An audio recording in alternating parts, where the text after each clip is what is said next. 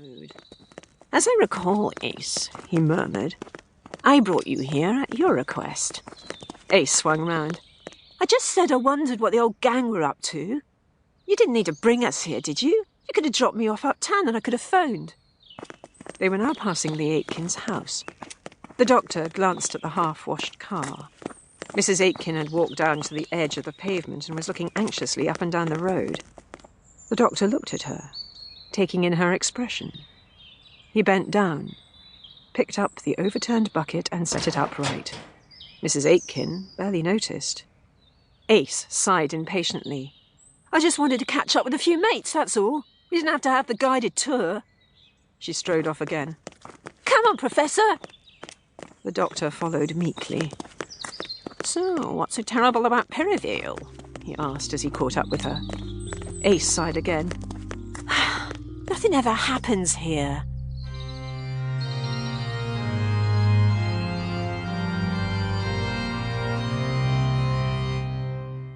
Mrs. Bates, the elderly woman at number 33, a few doors down from the Aitkins, wasn't certain what was happening at the bottom of her garden. It sounded as if someone was killing a cat.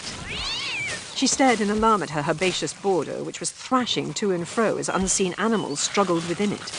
She pushed up her window and called "shoo" plaintively and ineffectively as the yowls became screams. Abruptly, there was silence. The bushes were motionless. A single cat slipped out of the undergrowth. The woman gasped.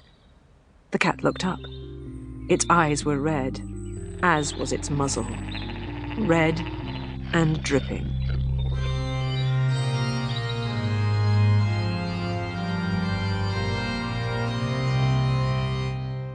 It was difficult to see anything attractive about the patch of waste ground to which Ace had led the doctor. Dusty weeds struggled up through piles of split black bin liners that were stuffed with ancient rubbish. Ace stared at it all morosely. If this was home, it still needed redecoration, she thought. It looked exactly as she remembered it. It was a depressing recollection. She looked at the doctor. "How long since I was here, then?" she asked.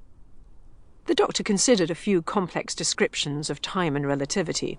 One of many inconveniences of time travel was the mind-boggling complexity of accurately describing any journey. He looked at the young woman he had taken halfway around the universe and into the past and future of this and several other planets. He decided to keep his explanation simple. "You've been away exactly as long as you think you have." Ace snorted. "Feels like I've been away forever." She returned to her gloomy contemplation of the debris around her. The doctor followed her gaze expectantly. It still appeared to be a singularly uninteresting and uninviting corner of 20th century Earth. He sighed. "Any particular reason for standing here?" he asked. "It's Sunday." The doctor attempted to make sense of this information and failed. He looked at her inquiringly. "Some of the gang always come down here on Sunday." The doctor looked round again. "What for?" The question seemed to irritate Ace. Everything seemed to be irritating her. She kicked at the ground. "I dunno. Light a fire? Muck around, you know." The doctor stifled a yawn. She glared at him. "Well, I told you it was dull. Look, you don't need to hang about. I'll meet you back at the TARDIS if you want." The doctor picked a dead head of willow herb and examined it briefly. If he had noticed her mood, he wasn't reacting. Ace sighed again. "Maybe they don't come here anymore." She spoke almost to herself, staring at a split bag with rotting and rotten rubbish. This was where she had come for fun and excitement. Good times. A threadbare tabby cat clawed at the plastic bag, widening its wounds. "There's no one here, is there?" she murmured. "Nothing but tin cans and stray cats." "And horses?"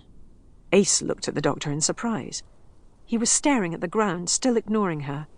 This was too irritating to be borne. "Horses?" she snapped. "In Perivale? Don't be stupid." Ace turned on her heel and strode off.